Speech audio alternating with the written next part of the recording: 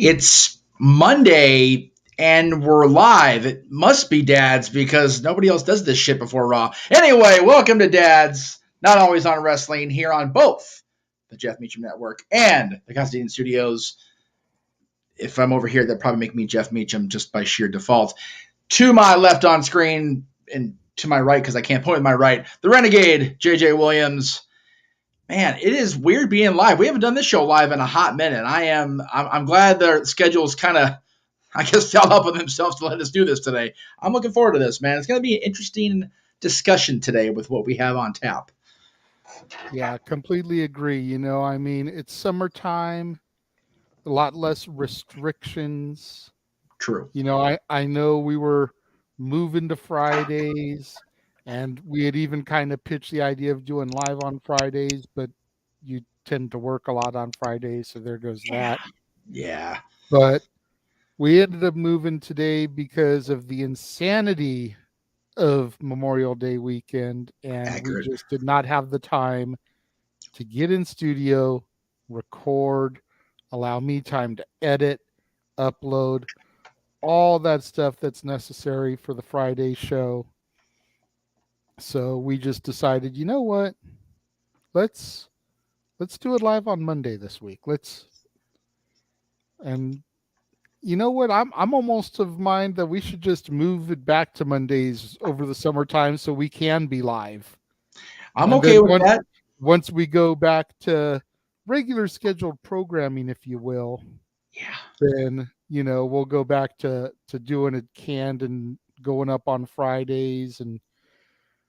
But maybe we can do the next one on Friday since you're still going to be out of commission. But yeah, and once you're able to return to work, then maybe move it back to live on Mondays for at least the time being, because why the F not? If we're both home and we're available and we have people in the chat room like Mansfield who are promising to be good boys while they watch. Believe that when I see it there, Joshua.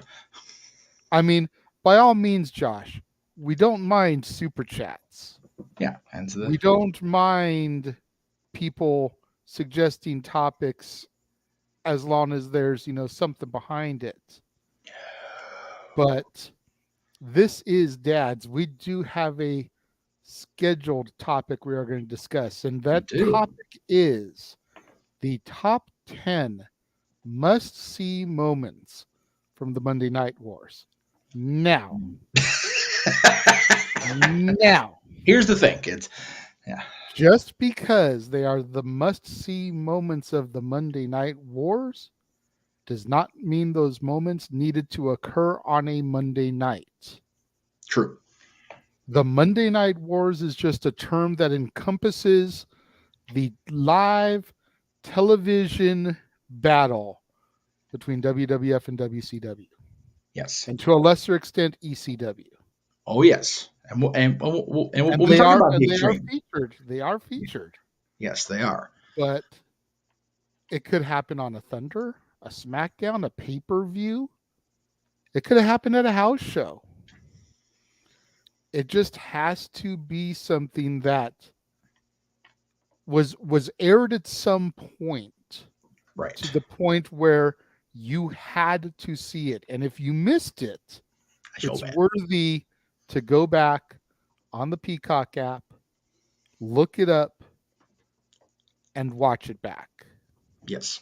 These are those moments in our humble opinion. And if you disagree, we're live, so there is that. Also, we need to make an honorable mention, and we'll do that right now off the top because he and I both talked about it right before we went on the air. It's like we didn't even factor this in, and we goofed on that. The war was over by the time the simulcast went down on TNT and TNN with Raw and Nitro, but that was the last moment of the battle, relatively speaking. So we did not include it on our top 10 list that we have put together as a joint list, but at the same time, not acknowledging Shane and Vince both being on, and yes, we're gonna keep doing that until we're done with Roman Reigns doing that because it's funnier than shit. Or until you throw out your other shoulder from raising your arm up. That's fair. Yeah, I can't get my leg out how to do that. That's not gonna work. So we'd be remiss if we didn't include Shane and Vince's moment on Nitro and Raw on March 26, 2001, because that was a completely must-see, oh my God moment. So without question. 100%. Says the team. This team that acknowledges the team of Conrad and Jeff Jarrett, because without them and without the goddess that is Karen Jarrett, looking at you, Noah, there'd be no TNA wrestling, if we're being honest, because Jeff Jarrett and Conrad still talk about TNA on the regular, as do we. And no, I don't want to raise my leg up. And it's great to be live, Pop. It is great to be live, Jerry. Yes, it's always good to have you pop in. So yes, it's always a good day when my dad joins the chat. Yes, and especially with the schedule this week, it's good we're having him today. But we'll get to that during the Shields part of the show. Yes. So I've been told that I am JJ is leading things off with the evens, and I will be taking the odd numbered entries. So JJ, let's do your thing, brother. Well, you figure when we do our own lists on a wrestling topic, I always go first. So I just felt that it was apropos, since we have a joint list. Fair. That I go first and do the evens. There you go. That allows you to do number one, part of the odds, and you're going last. That's fair. I felt it made sense. So coming in at number 10 for us is... like the tagline says, it is a ravishingly historic week. I mean, Rick Rude appearing on all 3 promotions, television streams, television broadcasts. Crazy. In 1 week. He was on Raw, which was taped the week prior, and Nitro, which was live the same evening. And then later on that week, he was on ECW television. Yes. November. This was one of those moments where, regardless of how you feel about Ravishing Rick Rude, and I've never been completely sold on him. Right. I just never got the appeal with him. Understand. Yeah. You know, I grew up in an era of Val Venus.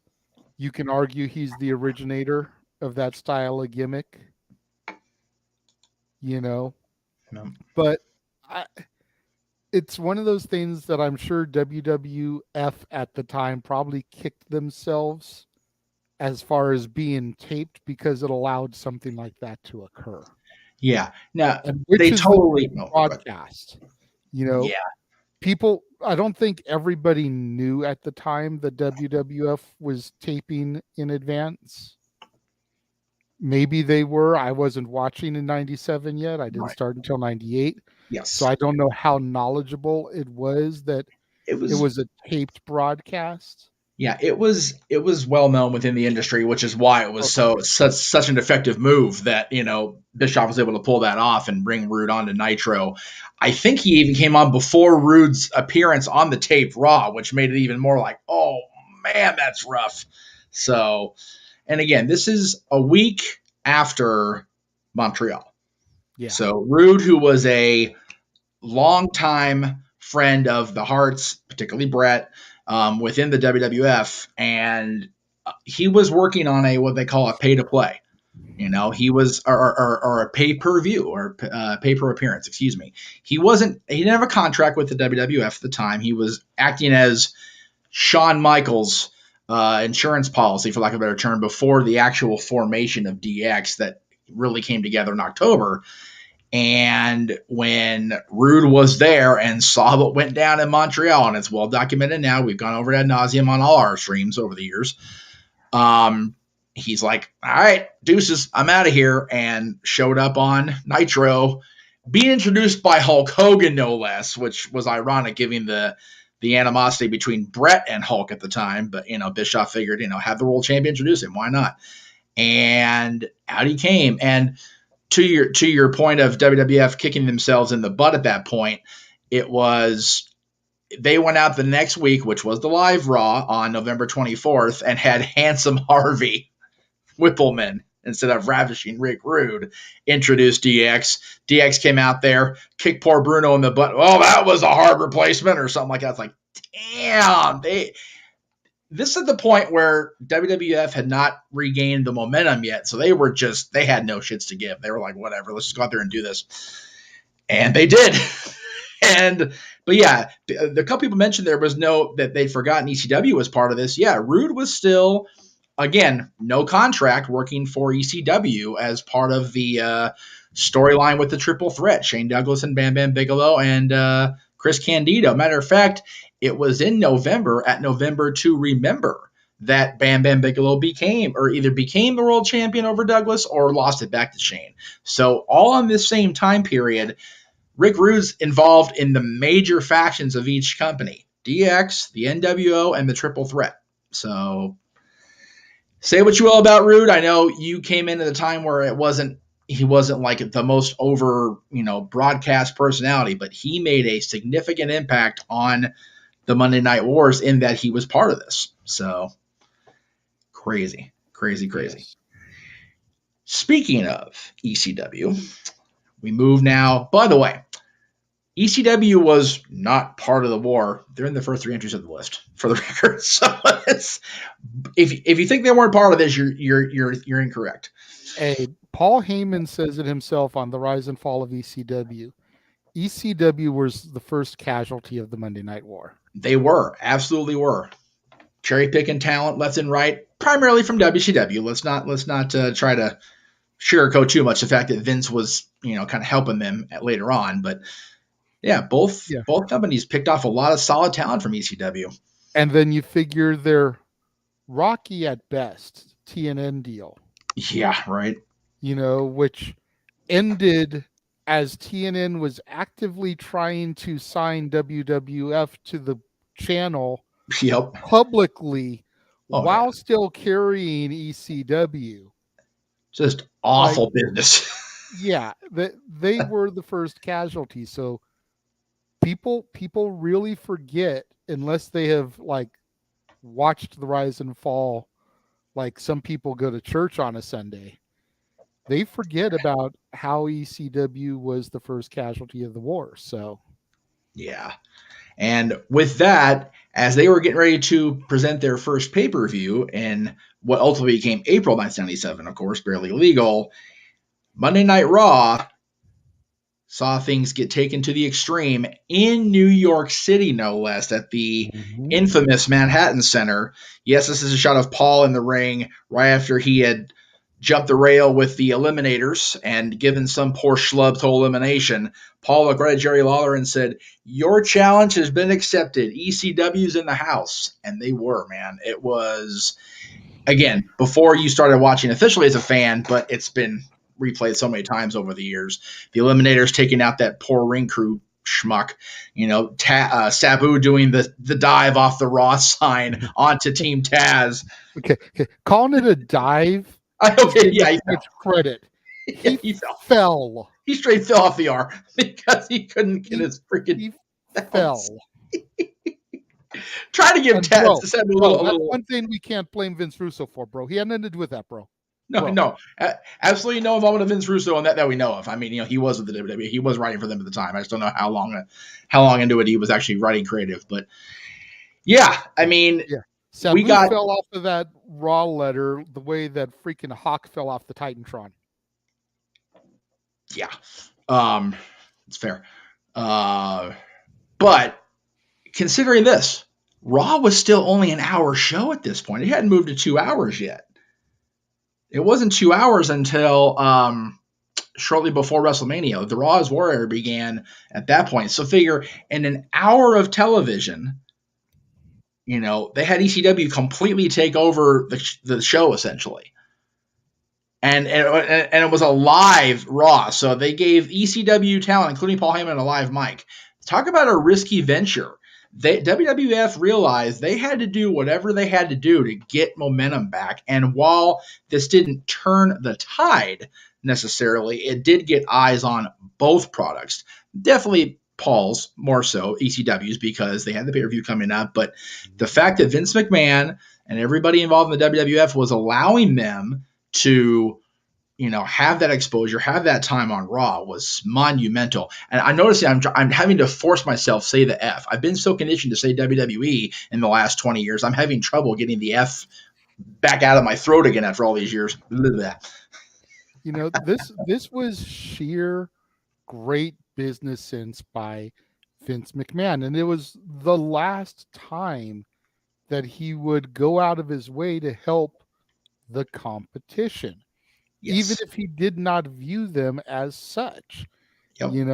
You would never hear of Vince McMahon in 2004 allowing NWA TNA to invade an episode of Raw Hell to no. hype up the launching of their first ever pay-per-view, Victory Road. No. Never would happen. Nope. You'd never hear Vince McMahon allowing AEW to invade an episode of Raw to announce their first ever pay-per-view, Double or Nothing. 2019. Yeah, no. No way. It never happened this day and age. No. I think Vince only did it at the end of the day because he felt a sense of responsibility for taking ECW talent. And having a working agreement with Paul, he figured that if he gives Paul that TV time, that gets Paul better buys on his pay-per-view, which gets his talent more exposure so that by the time they get picked up by WWE, right, via talent exchange, yep, they're known to a broader audience. Yep. Yeah, Josh, that's a great point. Could we ever see it possibly happening? Because with WWE and New Japan, with Nakamura going over there to help with the Muta thing, I think that's the reason Muta's retiring. There's such a great amount of respect for Great Muta that I think that was a very rare exception. Also, keep in mind at that point, Vince was not, that we know of, officially back in the center seat, if you will. We still don't know if he is or not, but at that point, he was definitively out. Yeah. Triple H was in charge of creative. Triple H and Stephanie and Nick Khan were running the business. So that's why that happened with New Japan earlier this year with Muta's retirement. And, to their credit, man, Muta is such a respected, long tenured legend in this business that, I couldn't see them not doing that. Although, to Vince's credit, it was under Vince's watch, Vince's pen, that Mickie James came out in the Rumble as Knockouts champion to Hardcore Country. Fair point. I forgot about that. That's a very fair statement. So, I mean, is it possible we could ever see something like again? Sure. I think it's possible as long as Hunter Paul is left in charge of the book. Right. Because he has enough of a massive respect for the sport of wrestling. Right. That I think that he would want to be able to set up something like, and I'm just spitballing here, something like Gunther versus Omega. Right. Yeah, right. I think Hunter loves wrestling enough that something like that he might want to see. Right. And would allow it to happen, to where we could legitimately have a Forbidden Door show. Right. Is it going to happen this year? No.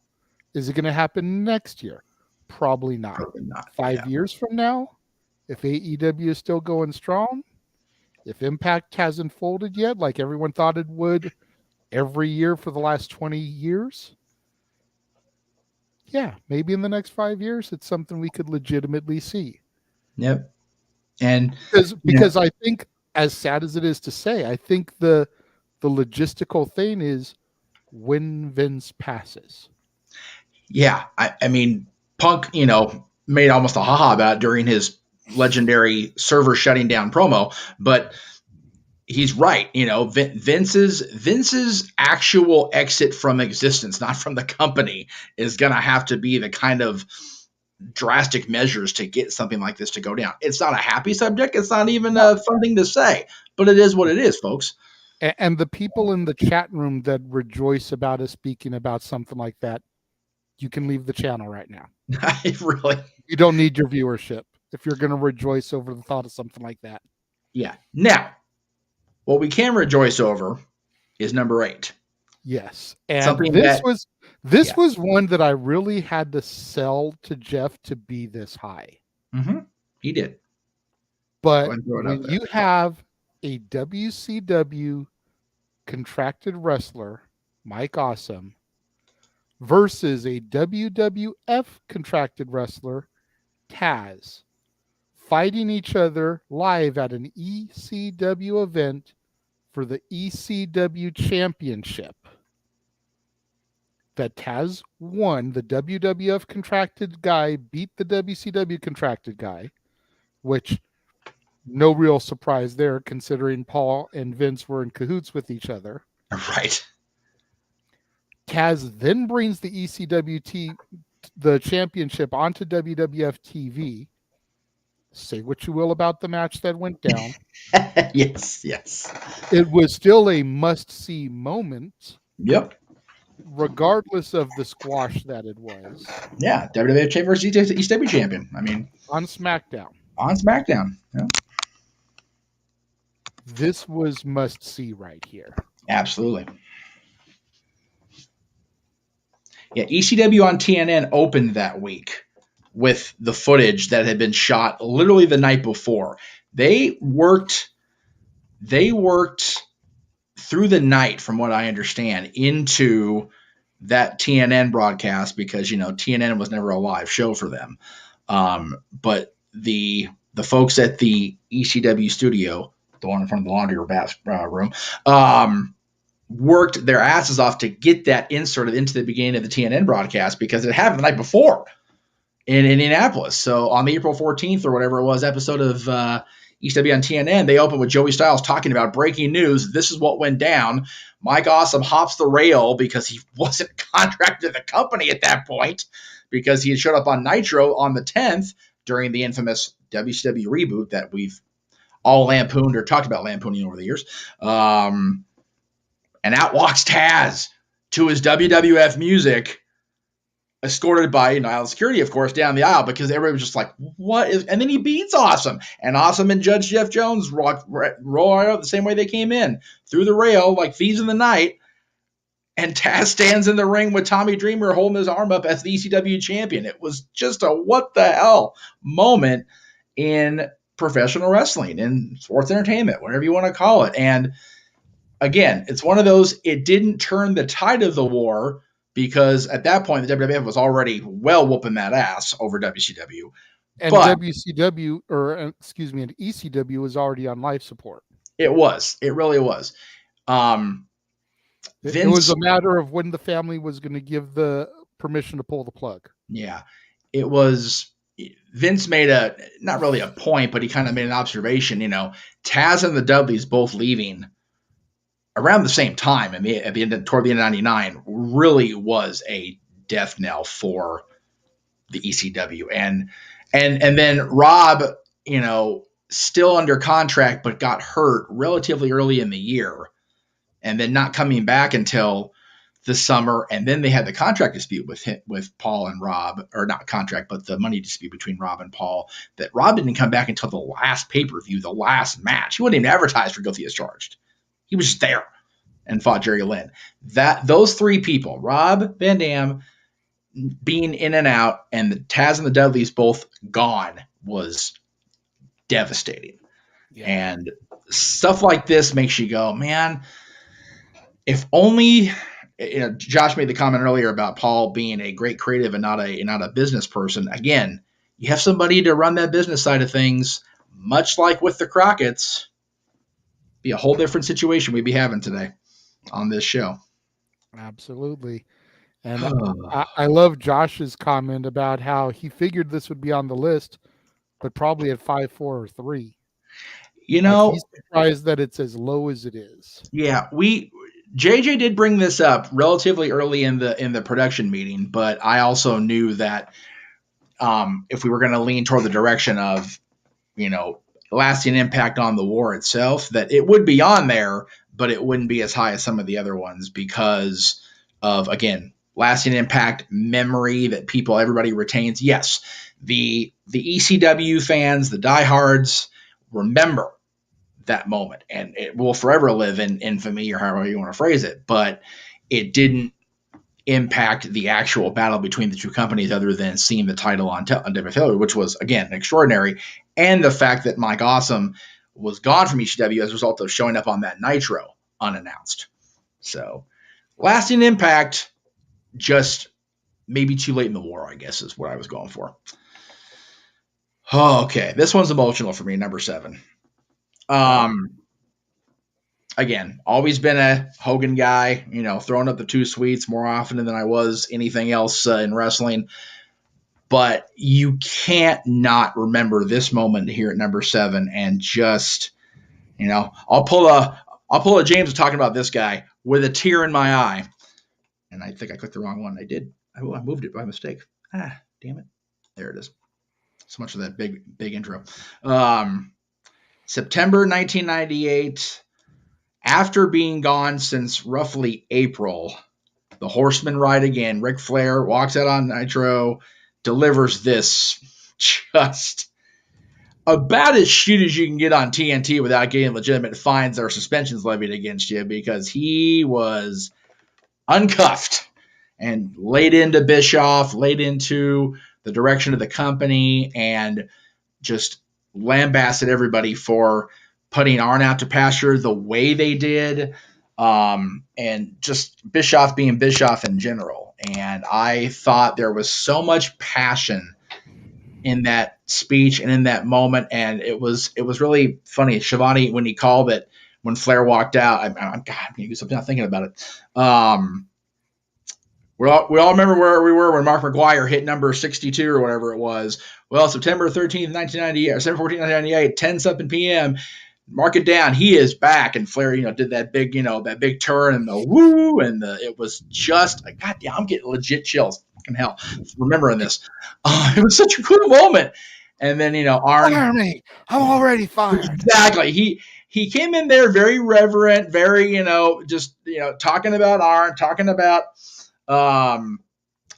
everything. And then Bischoff walked out there, and he turned and saw him, and he immediately got into anger mode. And, later on the Horseman DVD, he goes, "Yeah, it was really, you can't just see it. I'd have killed him if I could."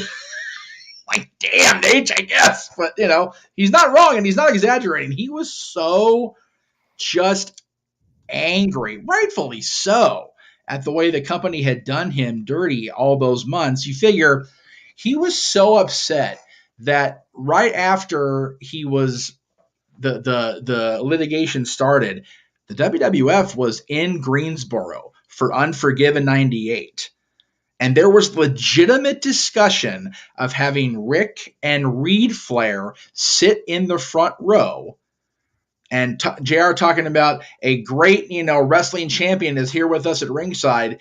And whoever the interviewer was, probably Doc Hendricks at the time, Michael Hayes. It would be funny to have Michael Hayes do it anyway. That'd been funny, But walking up to Reed Flair and talking about the amateur tournament that he won, not even talk to Rick, just have Rick standing there going, just standing there in the background, being that guy. Nate's being Nate. Nate's doing Nate's things, but not saying an actual word on the microphone. But his attorney reminded him, "You're still under contract, even though you're breaching it or you didn't, whatever. So let's not get ape shit here." But again, one of the last great Nitro moments, and a lasting impact to be sure, because I think that if the Horseman story ends with that cage door being slammed on Nate's head the year prior in Winston-Salem, I don't think we get a Horseman, a Horseman moment like that. We don't get a Horseman DVD later. We don't get a Hall of Fame induction with that much passion, because it had completely just right out.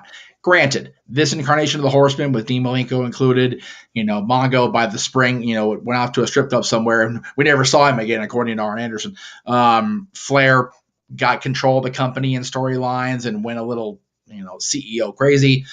It was just a lot of things that, again, creative differences, and creative decisions, I should say, derailing the final incarnation of the Horsemen. But that moment had such impact because in September of 98, the war was still very much a thing.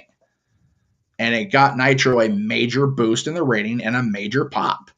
And I just felt that had to be on there. If we're going to include anything Ric Flair or the Horsemen, it had to be that, because the Horsemen during the Nitro era had some cool moments, but nothing near close to this.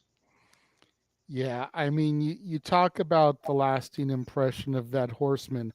Let's just not forget that was the last tag team champion version of the Horseman since Anderson and Roma.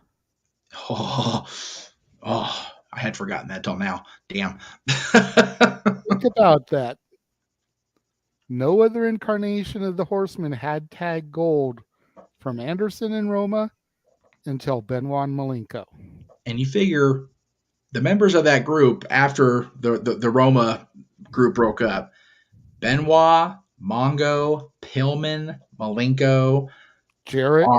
Jarrett, yes. Definitely got to remember Jeff Jarrett, because ain't he great. But yeah, I mean, could you have imagined Benoit and Jarrett as tag champions with my Woman God. and Deborah out there with them for every match? It would have been hella good television, I'll tell you what. Woo! You talk about people getting, all Karened out on Karen now. My God, yeah, I can't do that right now. Karened out right now about Karen being with Jeff Jarrett. Man, Deborah and Woman at ringside with Chris and Jeff as tag champions. Jesus. Oh my God. I'm getting like bad hives thinking about that shit. Anyway, but it would have been really cool. I was thinking about that, or worse, I was thinking about Roma and Anderson as tag champs. Roman Anderson as tag champions by far. Saying. Roma's a Horseman in general just makes me break out in like a weird rash that I can't scratch on there. Still not in the worst incarnation. He's not. Go back and watch that shit later. Yeah, it's rough. But yeah, the Horsemen, the moment, and of course the big moment is Nate walking out there, with Arn. I almost got the fourth Horseman, Ric Flair, and the place just roof almost blows off the goddamn Greenville, the Greenville Arena. It was awesome. And then when JJ, we get to number 6, and yes. This is going to be the first of a trifecta, a hat trick, if you will, of debuts on the list. Yes. And it's kind of ironic that we go from one foursome to another, because dare I say, this was the last debut of the Monday Night Wars where people did not know it was going to happen before it happened. Nope. I agree with that. See Eddie Guerrero, Perry Saturn, Chris Benoit, Dean Malenko all show up and sit in the front row of WWF television.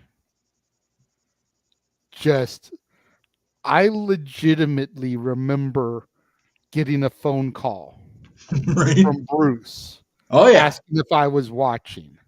Yep. Because he had just gotten a phone call from one of his friends telling him that Chris Benoit was on WWF television. Yeah.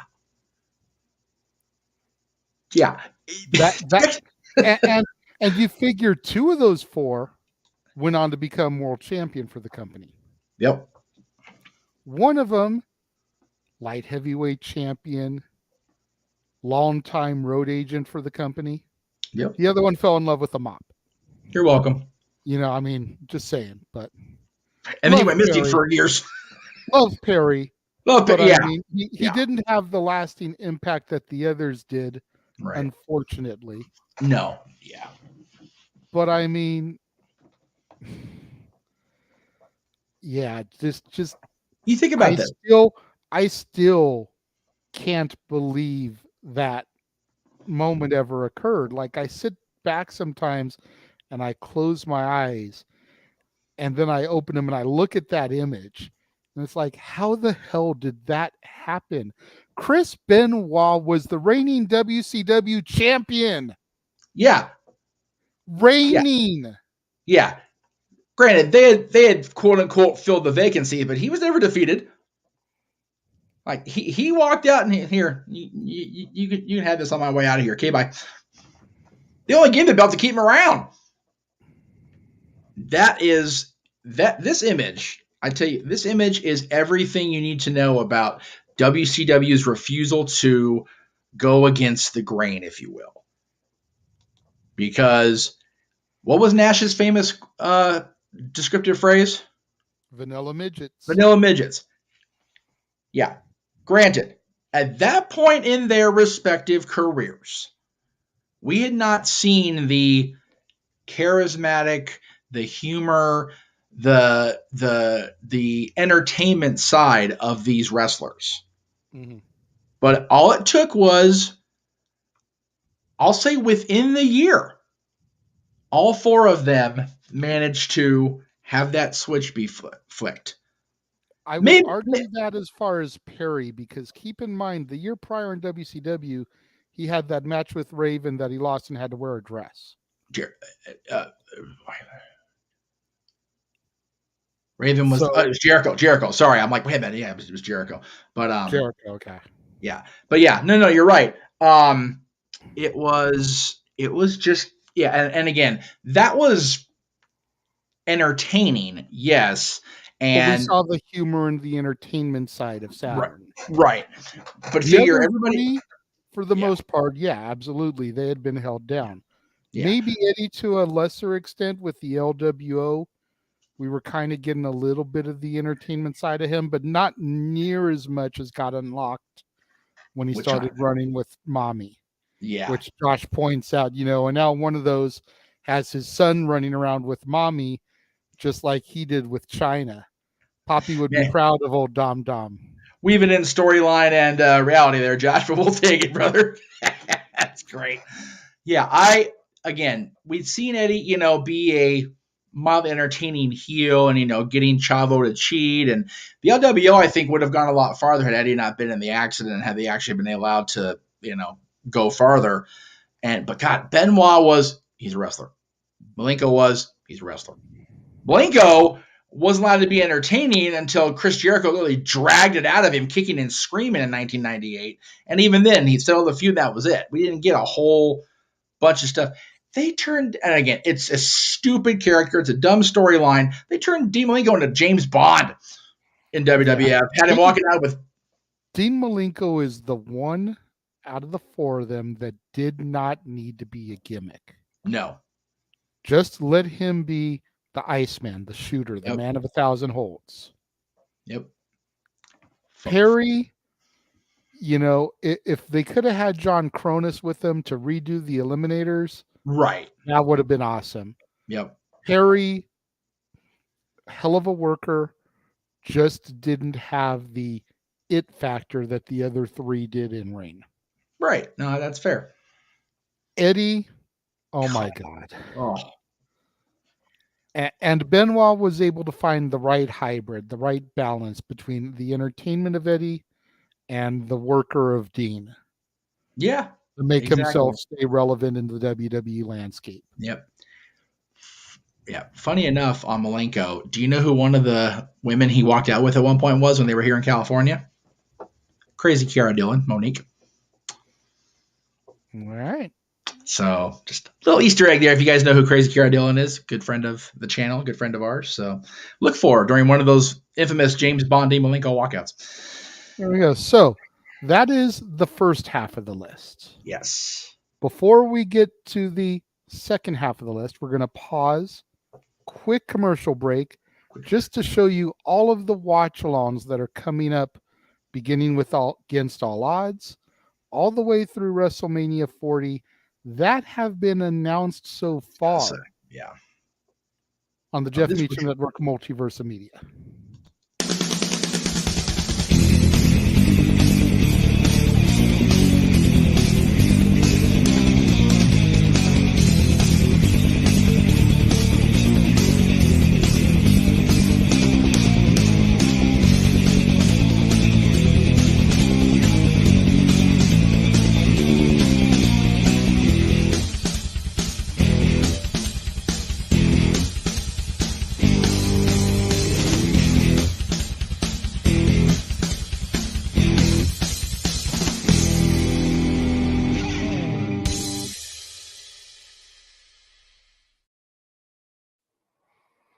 let me just say, naughty producer Meacham, by not removing the ticker and having that block half of the dates that went across those images. I was trying to get water. I'll do it again. Hang on. No, it's okay. Okay. I will do it again if you need me to. I had to get water. I was No. dying.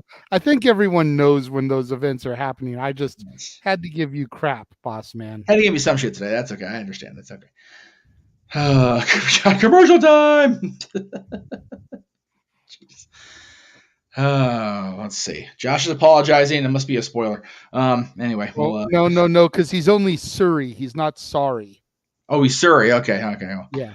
He's Surrey for what just went to, not Surrey for when the group chat.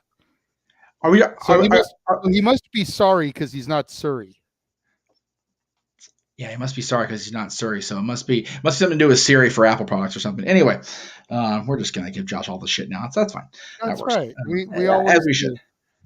Can't give it to anybody else tomorrow. So until 10:00 anyway. But anyway. All right. And again, as you did mention, the Radicals debut was the first of 3 debuts or returns in this case to a company. And this one I had to argue for being as high as it was because JJ was right in his assessment. The war had not officially really gotten underway because the WWF didn't even run a show on this night. They were off because the damn dogs took over USA Network because damn those was Mr. Dogs. But it was a sound strategy because Eric Bischoff was able to launch WCW Monday Nitro on Labor Day 1995 and out into the Mall of America, literally fresh off a WWF live event either the night before or the weekend before. I always forget what the context was. Bischoff himself, what in the hell is he doing here? The total package, Lex Luger, former WCW World Champion, I might add, Lex Luger. The longest reigning at that time, I think he still is the longest reigning in WCW, NWA-wise, U.S. Heavyweight Champion, was on Nitro, and he just happened to walk out during a match between Sting and Ric Flair. Gee, imagine that. Imagine that synergy there. Both former Horsemen, Sting's best friend, one of Flair's biggest rivals, and there they were. 3 former Horsemen, because Sting was 1 too. Yeah, Lex was 1 too. So immediately we go, wasn't he just the WWF last night? It may not have been a full-on war at this point, but it was definitely a shot across the bow, by and large, because you had. Go ahead. I was going to say that established that Nitro was must-see, that these moments are going to be must-see, and you had to tune in to see exactly what the hell Eric Bischoff was going to do next, running this company, running this show. And yes, Josh, it is only number 5. Patience, young Padawan. There are more to come. Yeah, I will definitely acknowledge that this was a shot across the bow. This was the proverbial first shot fired. I still hold my ground that the Radicals debut was more significant than this.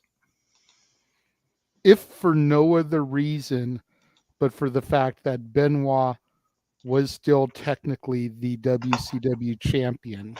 Right.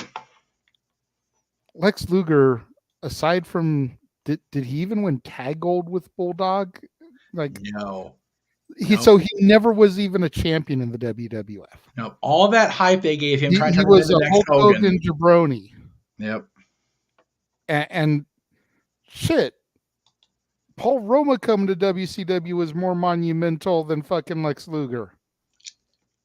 At initial sight on Nitro. Oh, well. I'm just saying. No, it's not my dislike of Paul Roma or the fact that he was a Horseman that makes me sick. Lex was a bigger star than Roma. I'll give you that. He was definitely main event talent in both companies. Right. But when you figure that Lex never amounted to spit in the WWF. No. And then you look at the accolades of all 4 Radicals. Right. Even taking away the WCW championship. Right. I still feel that was more monumental. Well, what do you in the chat think? I was going to say, there's people commenting back and forth about it. Josh is just surprised it's so low, but again, we're getting there. Patience. Yeah, patience, young sir.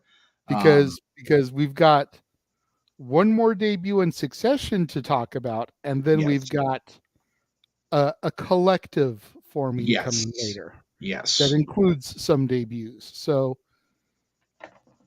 trust me, we went back and forth about these moments for quite some time in our production meeting last week. Yeah, we were on the horn about this for just about an hour, just about this show. To be fully transparent with you guys, we JJ called first to check how I was doing because he's a decent friend, and then he's like, okay, here's the deal is I wanted to get through this since we're going to be on Monday, and I don't know when you're going to be back. So well, we had originally said we would do the production meeting on Thursday, but then the arm thing got significantly worse, so it was like, well, I don't want to be that guy and just call to talk business, so let's get this out of the way. But okay, now let's get down to business to defeat these Huns. Yeah, exactly. All right. And Josh, the king of the spoiler, Mansfield. Go ahead and throw the picture up. Yes, Mansfield. Raw is Jericho is number 4. Jericho's debut is higher ranked than Lex Luger. Because it is. Because it was a monumental thing. This had so much put into it. Yep. So much build, so much hype. The countdown to the millennium. For it to hit 0 when Taka Michinoku was in the ring, I kid. Yeah. Jericho didn't come in and debut against some job jabroni. He didn't go in there while Too Cool was in there, while the Hardys were in there, still wearing their plaids. He went in there against the most electrifying man in all of entertainment, The Rock. He did. Yes, Josh, only number 4. There's 3 we still have better shit. Bro. Listen, trust me, bro. Trust me, bro. Hey, decaf for Mansfield. Thank you. All right, appreciate you. Or a fireball to freaking make him go 9-9, one or the other. Goodness gracious. Something. But yes, Chris Jericho is at number 4. As he should be. Like you said, man. Yeah, because aside from the debuts that come a little bit later in the show, right, his was arguably the biggest crossover debut that there was. It was. And hyped as such, too. Yep. Period. Paul White debuting at the 1999 St. Valentine's Day Massacre. Good. Hell of a moment. But not this. But you figure he was right back in freaking OVW. Within a couple of months of that.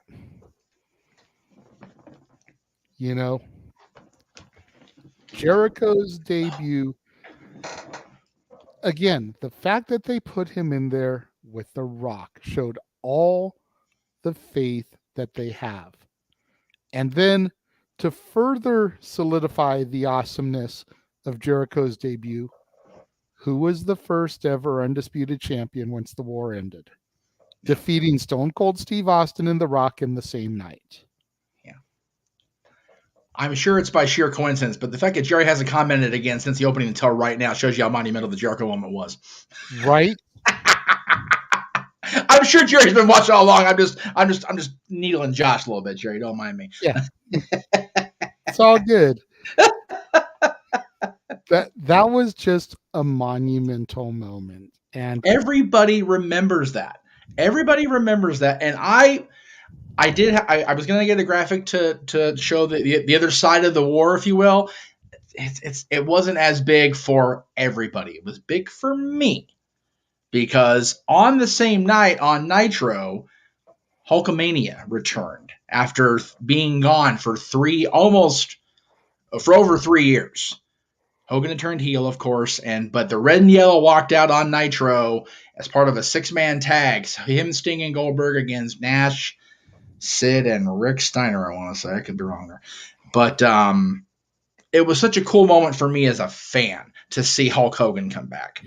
At the same time, I truly believe that was in the works, yes, because you saw the slow build. Hogan had become a babyface. He'd returned. His son Nicholas was asking him to put on the old attire. You could see it coming. Other than the truly crazy diehard internet folks, Jericho was a surprise. And it was a wonderful surprise, and it was cool to see him. And he had his moment, and then in typical Jericho fashion, he got shot down by the babyface. It was awesome because The Rock just completely cut him off and literally kneed him right in the groin verbally. It was tremendous. But unlike Billy Gunn getting cut down by The Rock, Yep. Jericho was able to counter and survive and thrive. Yep. Again, Matthew, not a popular decision by a lot of fans, but it forever gave Jericho a talking point, and it forever gave the championship discussion a direction to veer. So, and not Veer Mahan. Veer is coming. No. Veer done came and made a mess. Anyway, all right. So I'm convinced that even though we have the format of I go last on wrestling shows, JJ gave me the odds to have me talk about this one, which is fine. Which everybody timestamp this video 53 minutes and 35 seconds in. Go ahead, Jeff.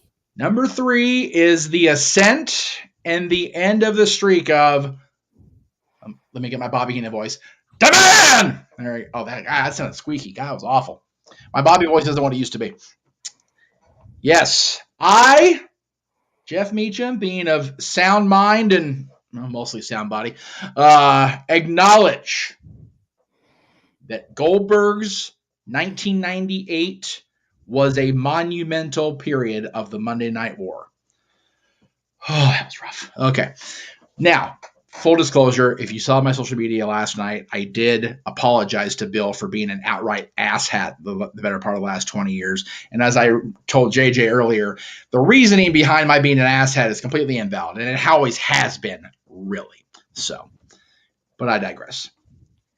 Yeah, and specifically as far as Goldberg, we're earmarking the defeat of Hulk Hogan at the Georgia Dome until the end of the streak. Yep. The 73, 74, whatever it was, run up until he got the belt was what it was. Yep. But from the moment he defeated Hogan on Nitro in the Georgia Dome, in front of almost 40,000 people, until he lost the belt at Starrcade. Yep. Thanks to Scott. And then, of course, I saw somebody mention it in here earlier about how the finger poke of doom has to be in the top 5 somewhere. What came after the loss of the streak? Yeah. Finger poke of doom. Yes. But definitely. That whole 6 months, whatever it was. Yep. See, I would disagree with Matthew's thing here only because Goldberg didn't debut until September 97 when both companies were still cooking with gas. And people will often say that Goldberg got it too soon. And I as much as I apologize to Bill personally for being an outright shithead, professionally, I still stand by what I say about Bill, and that he wasn't ready. He shouldn't have been pushed that hard that fast, considering he was so non-dimensional a character. He made Hulk Hogan look like freaking Lou Thez as a wrestler. Like, seriously, he did. So, should he have been the world champion? Momentum-wise, possibly. And the look, he had to look like Austin's. Let's not even glaze over that. Bald head, black trunks, black boots. Intense in the moment. But,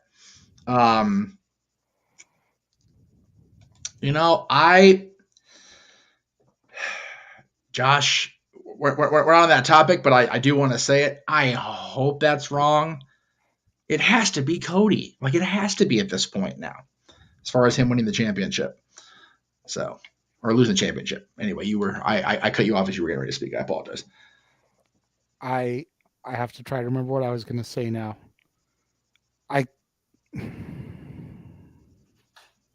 We're talking about Goldberg being pushed too far too soon, and was he ready? Okay. I have to counter argue you on that.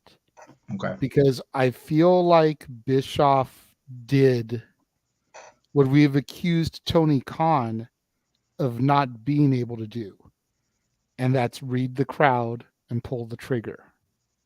Mm-hmm.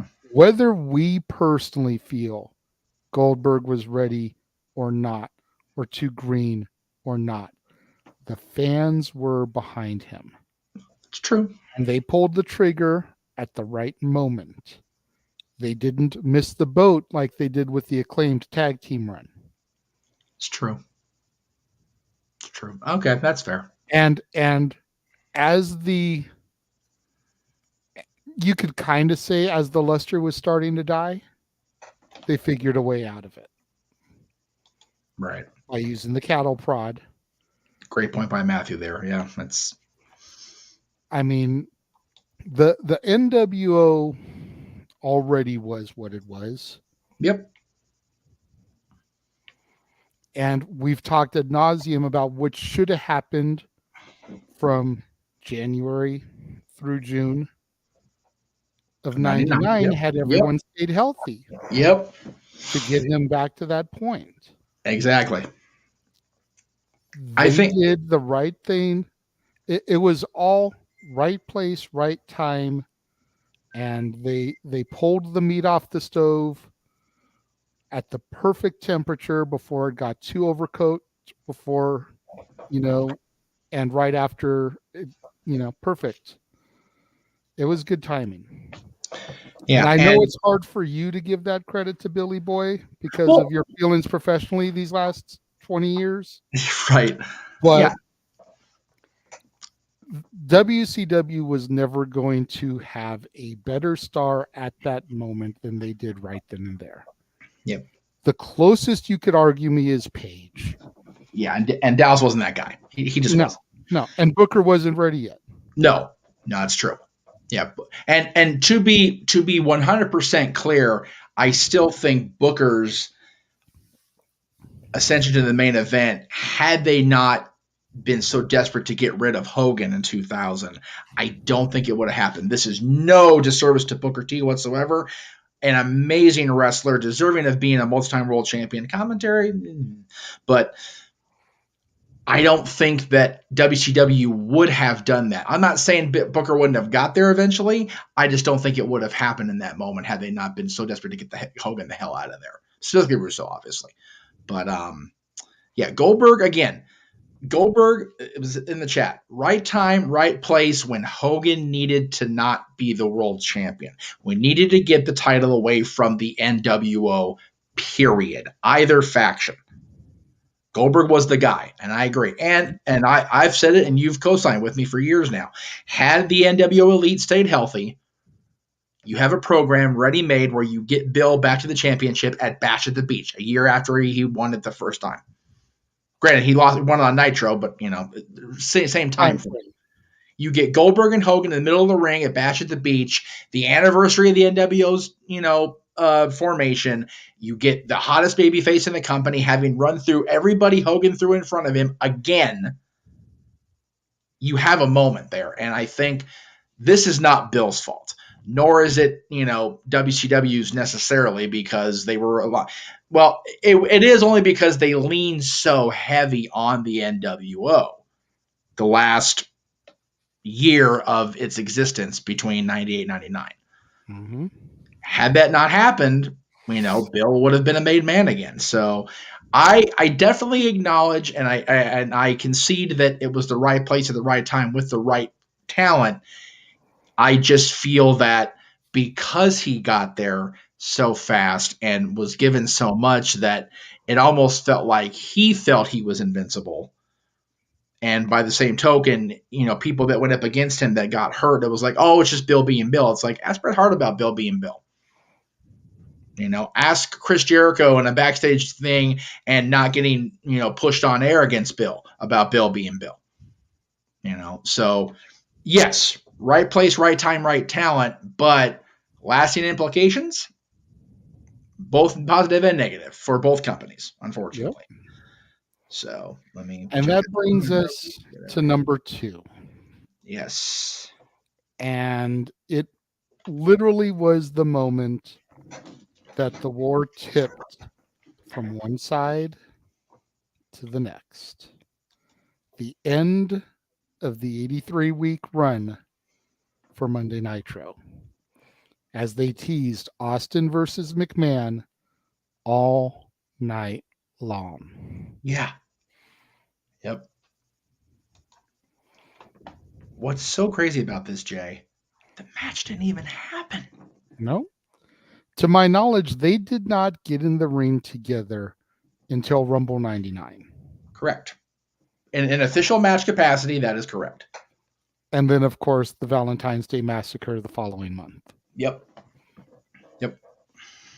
But they teased and pushed and built and story told the entire episode to the point where TVs started to turn and there was no turning back. Nope. Everything from this moment up until the night after Halloween Havoc 98 was tipping back and forth all the way through that year. And they only got in Havoc because of the replay of the title match. Otherwise, they wouldn't have won that night either. Man. You figure WWF had been building. Tyson was brought in. Bischoff himself has said when they brought Tyson, he went, "Ooh, we're in trouble." And he knew it. He knew it. But they didn't even beat Nitro for that. Nope. That's what a lot of people forget about the power of WCW at the time. Despite the mass popularity of Iron Mike Tyson, WWF did not defeat Nitro until post WrestleMania 14. Not going into, not during, not even the Raw immediately after. Nope. It was still 3 more episodes before they got to that point where they finally ended the 83 weeks. And just think what it would have taken if they didn't. I mean, my God, they had the biggest non-wrestling, media personality in the world at that point. Mike Tyson having fresh come off, having Din on Holyfield's ear the previous summer. What would they have had to do? I mean, golly, you had WrestleMania 14, everything hit on point. Every single match on that show hit on point and only outdid Uncensored 98 by not that much, if I remember the numbers right. And Uncensored 98 had Hogan and Savage on top in a cage, had Scott Hall finally getting his title shot against Sting after winning the 3-ring Battle Royal train wreck. And it was still a close pay-per-view buy rate battle. But everything after, and I'm going to give the old man credit. Ain't nobody don't be sending no daggers my way. Everything after that moment that Vince said, all right, we're shifting gears. This good guy versus bad guy, superhero bullshit's not working. So we're going to let we're going to stop insulting your intelligence now, Nowadays, I don't know if it's the case. But everything from, ironically, around the time of Montreal up until this night, April 13, 1998, was the momentum shifting drastically. And it took the better part of 1998 to get it done. But by the end of 98, the war was over. Mm-hmm. Now, before we get to our number 1, we're going to make you wait a little bit longer. We're going to throw one final commercial. Yes. We showed you guys what was coming up across the multiverse of media as far as our watch-along coverage goes. A lot of you guys know about our open mic night, the Saturday night shenanigans, as we like to call them. Yes. This trailer is to promote all of the special episodes that'll be coming up beginning June 17th, immediately following the debut of AEW Collision, all the way through next year. Check this out.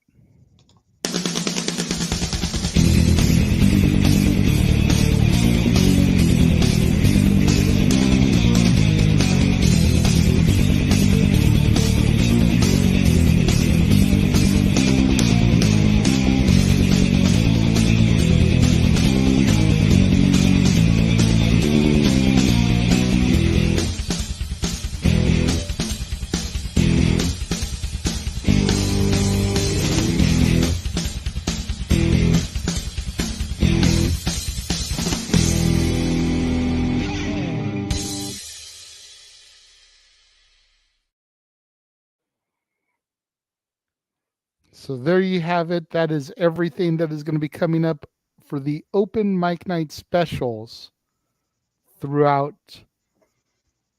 pretty much the middle of next year. Yeah. We had our summer and our Halloween karaoke advertised in there, but definitely through about WrestleMania next year. That's what you have to look forward to. I want to thank producer Josh Mansfield back in Ohio for helping us run the show today. Josh, your contributions were creatively acknowledged today. Thank you for helping us produce the show today, Josh. Thank you, sir. Anyway. So I'm going to let Jeff talk about and introduce number one, but you've got to be wondering at this point, what could be the number one must-see moment of the Monday Night War? And yes, ladies and gentlemen, you are absolutely right. It is the return of Jeff Jarrett to WWF television. Because he is great. That's right. Which time? I mean, there's a lot of stuff that we didn't put on this list. That's true. Because if I'm being honest, we either forgot about it, or because we felt that it's just been beat to death. Yes. Montreal. Yeah. Not on our list at all. It is not number one. Nope. Over the Edge 1999 and Raw is Owen. Nope. No. Wasn't a war shift. It was a tragic night. Raw is Owen, I would definitely concede as being a must-see moment. For all the wrong reasons. But yeah, but not for the right reasons. No. You know, so you've got things like the beer truck. That's a great ha-ha spot, but what did it do long term? It didn't get Steve Austin over. He was already fucking over. Oh, yeah, way over like Rover. It didn't get over the corporation as heels. They were already fucking over as heels. Yeah, especially Vince and Rock. You know? Whoops, sorry. You've got things like the higher power.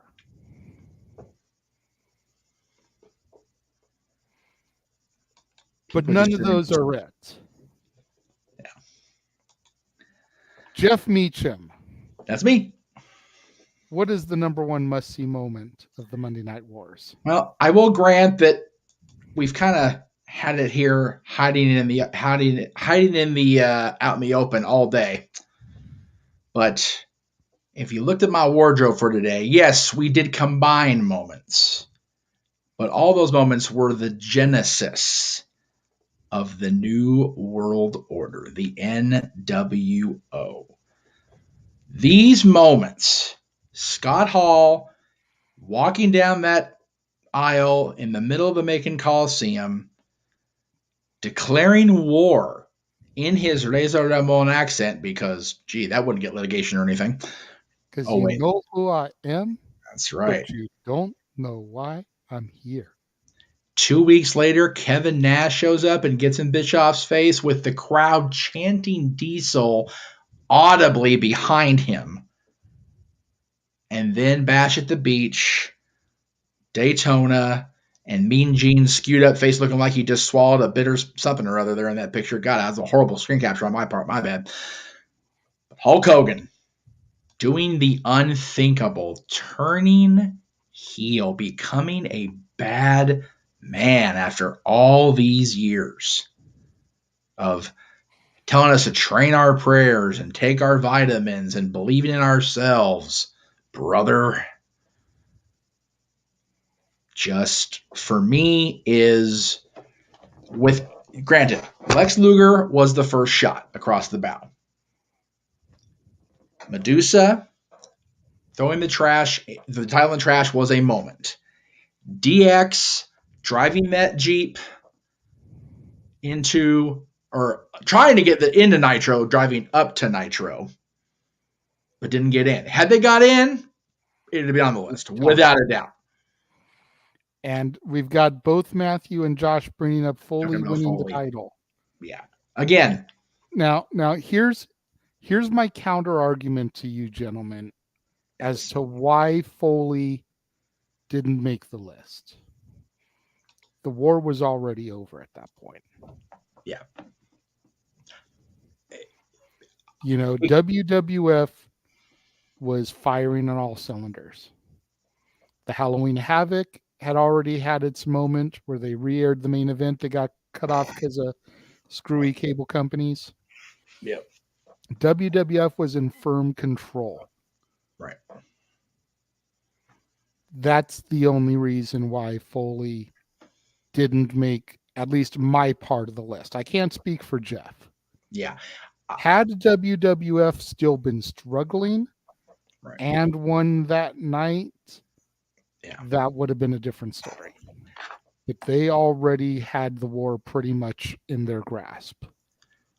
I will even argue, Jay, if WCW had won the night like they hoped by having Shivani do what he did.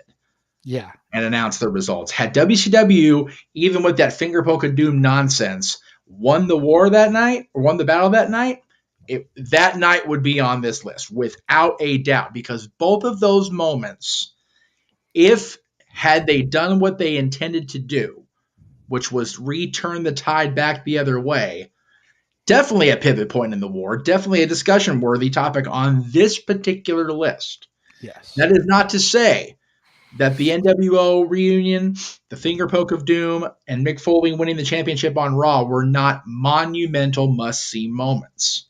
But the way we laid our list out as far as shifting the curve, and granted, we did bring up the finger poke of doom in the Goldberg entry, because that was the end point of that particular part of it. And again, had it done what it was intended to do, it probably would have been number one.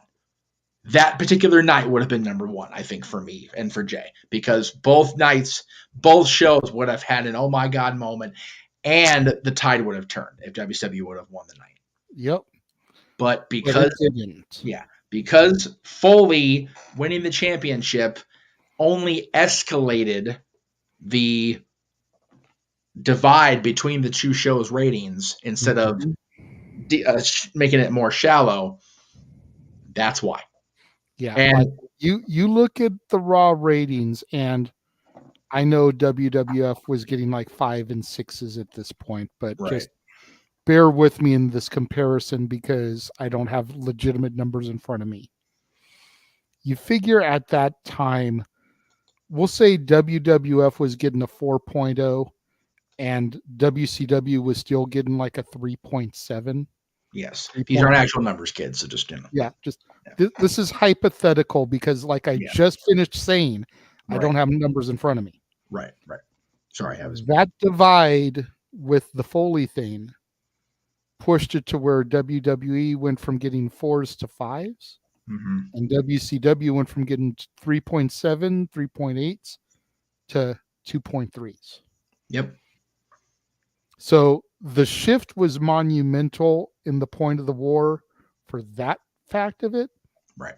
But it was not the turning point that WCW had hoped it would be. Yep.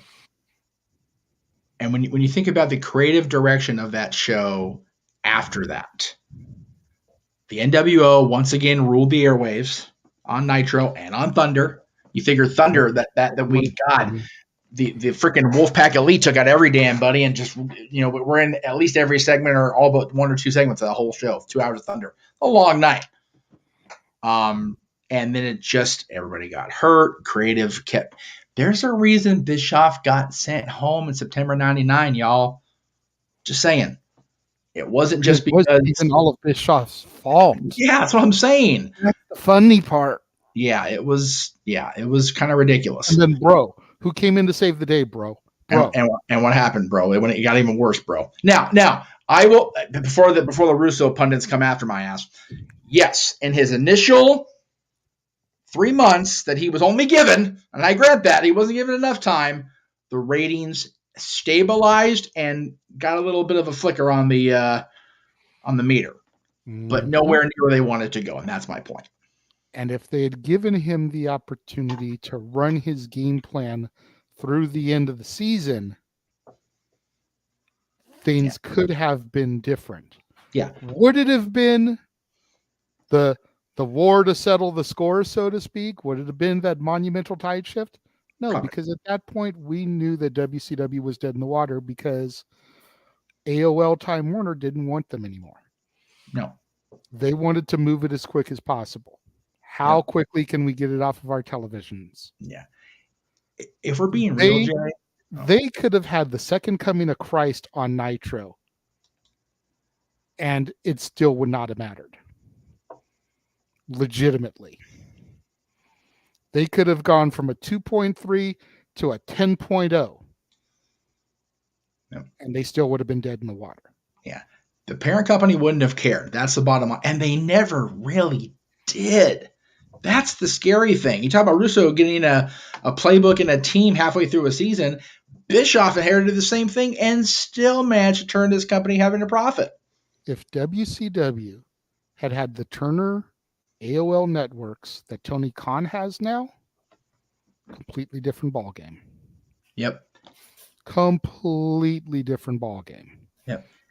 Because Tony Khan barely gets 1 million views a week. Yep. And a good week. Yeah. And Turner, TNT, TBS are happy as hell with what they get from AEW. Right. They're ecstatic with the ratings that he brings them. Otherwise, they wouldn't bring a third. You have that TNT, TBS running WCW in 98, 99, 2000. Yep. We're having a whole other conversation. Yeah. Yeah. It was the fact that that's something else that people need to keep in mind when they want to try to railroad Bischoff and Russo. Exactly. Yeah. People forget that it was a television network running a wrestling company instead of wrestling people running the company, and just happened to be in a partnership with a television network like WWE has always been. Dick Ebersol never ran WWF. No. Murdoch never ran WWF, much to Turner's dislike, because if Murdoch had in WWF, it would have been a whole other war. Good Lord Almighty. And I'm not saying that everything that Bischoff and Russo put out there was fucking solid gold. No, of course it wasn't. No, it's not. From Booker T telling Hulk Hogan, "We coming for you," to Judy Bagwell on a pole. Yeah. To David Arquette and Vince Russo being WCW champions. Yeah. But at the end of the day, the network didn't want them. And if Bischoff and Russo had the TNT, TBS networks that Tony Khan has today, we are having a different conversation. Yep. So people really need to loosen the noose around those two when it comes to the dying days of WCW. And they need to understand that, people say, "Oh God, it's going to kill the company to have a third show." TBS isn't happy with the ratings out. They must be happy with something, and they wouldn't have given them a goddamn another time slot. Thank you. But at the end of the day, they took the time that they were giving All Access, because that moved to the Max app. Yep. Plus an extra hour, and they gave it to Collision. Yep. And whether I want to admit it or not, I'm sure Punk was part of that. Mm-hmm. So again, we as wrestling fans, and we're going to have to hold our attention here and tons about musty moments, but we as wrestling fans need to learn the value of one of the best Guns N' Roses songs ever. Patience. Because damn, are we impatient muckerfuthers, man. and to piggyback off another GNR song, don't cry when things don't go your way. Yes, exactly. Thank you. All right. The worst thing that WCW gave us in those dying days was the exploding vagina logo. For real. Yes, it's not in here, of course, but it is on the background behind us. It was on the where is it? It's on the cover sheet. I'll find it. I swear to God, I find it. There it is. I made sure I included both logos during the war. Oh yeah, there it is in all its exploding glory, right next to the decent WCW logo. So I hate Conrad and Eric forever for making that phrase a thing. Those are our top 10 must-see moments of the Monday Night War. Aside from the fact that Foley wasn't on here, which I know ruffled some feathers in the chat room. Yeah. What did you guys think? Anything you guys would have taken off the list, would have put in its place? Let us know. We'll throw it up as we do our shows and promotions. We do still have, if you dictate conversation, super chat, it's as simple as that. I'll go ahead and do the man always likes to say. There we go. There it is. So I have no idea what you have lined up in the queue, Meacham. So go ahead and just start clicking through stuff. That's okay, because we're starting to have the point where we're losing you, which is good. And we're having the glitchy JJ at the end of the show, which is fine. So, all right, everything seems fine on my end. I don't know. I'm seeing you glitch a lot, but everything seems fine on my end. All right. Well. Somebody in the chat room let us know which one was actually glitching, because the same thing happened every time you were having trouble before when we were doing the tapings was happening just now on the live thing. So, anyway. The next time you will see us as the Dads, not always on wrestling, do a live show tentatively. And I say tentatively because we don't know for sure about scheduling and whatnot, other than for sure. Okay. So, whoops. It was, hang on. There it is. Okay. Will be the week of July, either 16th or 19th, depending on when it falls. Our top 10 Johnny Depp movies. Of course, JJ over at the Casa D-Teen Studios Renegade's Review Show is reviewing Johnny Depp movies right now. So we are taking our non-wrestling show for the month and making it Johnny Depp centric. Quite a filmography. I for some reason I forgot some of the movies Johnny was in. So it's cool to see we're going to be covering this. Definitely looking forward to getting in depth on one of the arguably most polarizing movie stars in recent memory. He's definitely got his fans, definitely got his detractors, but I have more often than not been a huge fan of Johnny's work. So I'm looking forward to going over it. And I believe that's going to be another joint list, correct? Yes, it will be, without a doubt. As well the following episode of Dads, because there's just so many people recognized as NWA World Tag Team Champions, going back to even the early Crockett and even before Crockett era, that narrowing it down to 10 is going to be a must-do. We're going to be here for 6 hours doing this show. So either the last Friday in June, or if we decide to do it live, it'll be the Monday after Money in the Bank. So we'll see how that lines up. Or sometime during that week. Again, taping and live schedules are what they are around here, kids. So keep that in mind. And just to piggyback off the comments in the room, we have to make sure we have to do this properly because of the way it is now. It's Jeff Meacham network.com, not Dunham, but I did get the joke, Matt. I understood that reference. I am Captain America. So thank you for that. The question from Mr. Mansfield, Pirates is going to be a franchise thing, yes? Yes. Okay. So basically anything that was a franchise for Johnny Depp, which at this point looks like it's Pirates, and there was talk of you, and if I'm busting you out on air here, forgive me, but Willy Wonka being included in the original / remake coverage of a month, right? Correct. Okay, so you won't see Willy Wonka on that list, although it is Willy Wonka is a great movie. Charlie and Chocolate Factory, not our favorite, not our cup of tea, if you will. Well, I mean, they're not being reviewed this month, but they could be on our list of Johnny Depp performances. Oh, that's right. I forgot. We're not, for some reason, okay, my bad. I'm sorry. I brain farted. Yes. So, yes. Because if Josh has actually been paying attention to the Johnny Depp trailer that runs during open mic night, then he would know I'm not doing the Pirates movies this month. But Charlie, I believe, was not on there either, right? Or was Correct. It was not, because as you said, it's going to be in an original remake. But it can very well end up on our list because because it's still a Johnny Depp performance. Yes, they are. There are parts of that movie I like, but we'll see. If it's joyless, probably won't make it, kids. All right. Speaking of this week, and continuing on with his Johnny Depp reviews, Renegade, this is your week, my friend. Yes, we had Benny and June go live today, just prior to us going up for the Dad's Not Always on Wrestling. Wednesday will be Don Juan DeMarco. Friday, Nick of Time. And then Saturday, new release Saturday, Still, a Michael J. Fox movie, chronicling his journey ever since finding out in 1990 that he was diagnosed with Parkinson's. Crazy. It's so crazy to think that he went through a good chunk of his career post Back to the Future and Teen Wolf with that knowledge and had to, battle with it for a better part of a decade, still working.